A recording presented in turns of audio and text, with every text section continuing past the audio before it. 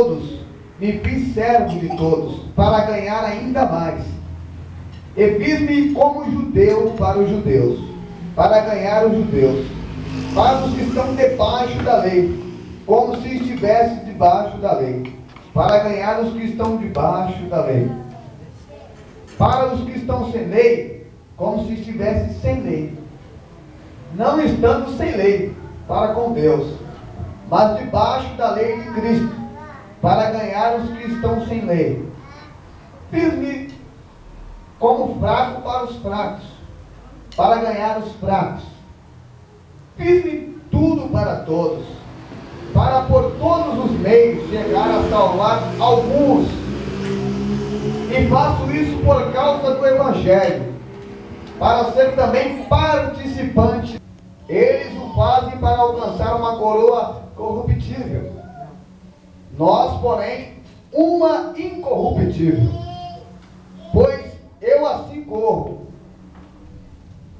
não como as coisas incertas, assim combato, não como batendo no ar.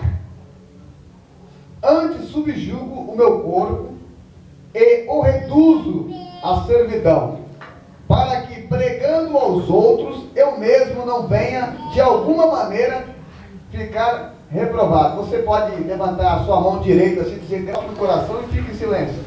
Incline a cabeça. Pai Celeste, é em nome de Jesus Cristo, o teu Filho amado, que eu quero nessa hora, neste momento, orar ao Senhor, por todos e por todos que aqui estão. A oração é simples, Deus. Que o Senhor, que o teu Espírito Santo enche as nossas vidas, para que desperte em nós um ânimo sincero, para que o Evangelho se cumpra nas nossas vidas. Nós queremos colocar a sua vida à disposição do Evangelho, por aqueles que gastaram tempo, gastaram saliva, gastaram as suas vidas, combateram o pecado até a morte, os negando e até ponto de o venceram com o próprio sangue, o desprezando até a última gota. É em nome daquele que morreu, ressuscitou, daquele que o Senhor enviou, Ele, Jesus Cristo, o nosso Salvador, o qual por meio dele estamos aqui, o coração transborda dessa presença e queremos ser cheios do teu Evangelho, em nome de Jesus Cristo. Agora você... Amém. Gente, nada mais é, quando o Leandro falou isso, sobre uma realidade entre nós. Cada vez mais, a galera jovem, a rapaziada aí dos 32 anos para baixo, cada vez mais eles têm menos compromisso com a vida. Ou alguns consideram que a realidade, ou levar a sério o Evangelho, é quando já está velho. Não é todos, mas a maior parte é essa. Porque tudo contribui hoje para uma prostituição, para muitas outras coisas, muitas cobiças, que essas pessoas dizem, ela quer aproveitar esse momento, que ela tem força, que ela tem capacidade de virar 2 noites, que pode ficar com um monte de mulheres, que pode criar o maior número de história, pode desfrutar de muitas outras coisas aí. Por essa paixão e por essa sedução toda, a boa parte da rapaziada jovem simplesmente despreza Jesus, despreza o Evangelho, porque não quer e nem acha necessário ter compromisso com a vida. E é mais ou menos sobre isso que eu quero falar aqui nesse texto, exatamente com você que aqui está. Para pagar a dívida nossa, existia um documento, existia uma cédula de dívida que tinha poder contra nós. Ele a crucificou na cruz. E na medida disso, despojade, os dominadores, nos comprou para si mesmo, com o próprio sangue de uma virgem, nunca pecou, morreu na cruz.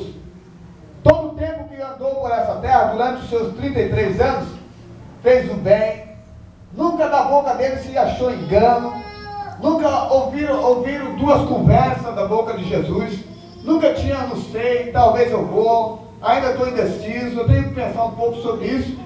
Era sempre ele tinha as respostas naquele momento para aquela situação, era sim ou não. Está certo, não está certo, está certo, está certo. Uma coisa só, a vida dele era uma só. falou uma coisa só.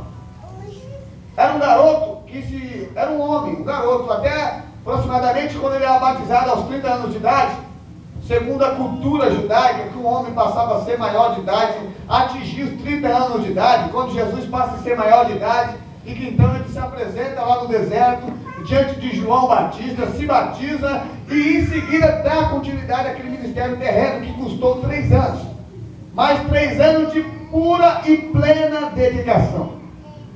Entregou a sua vida segundo por segundo. De modo que algumas vezes, quando ele queria falar sobre a casa que ele morava, achava ele lá dentro, a vida dele era toda ocupada. A vida dele não sobrava espaço, como a maioria de nós. Sobra muito tempo, por isso que a boa parte da gente faz muita besteira. Às vezes a gente se complica demais, a gente não ora muito porque a gente está nos sobrando tempo demais. A vida de um ser humano só é plena e completa no reino de Deus quando não sobra tempo para nada. Quando ele tem o coração todo dedicado. Quando eu comecei a ler aqui exatamente o que Paulo escreveu, vocês viram a partir do verso 16.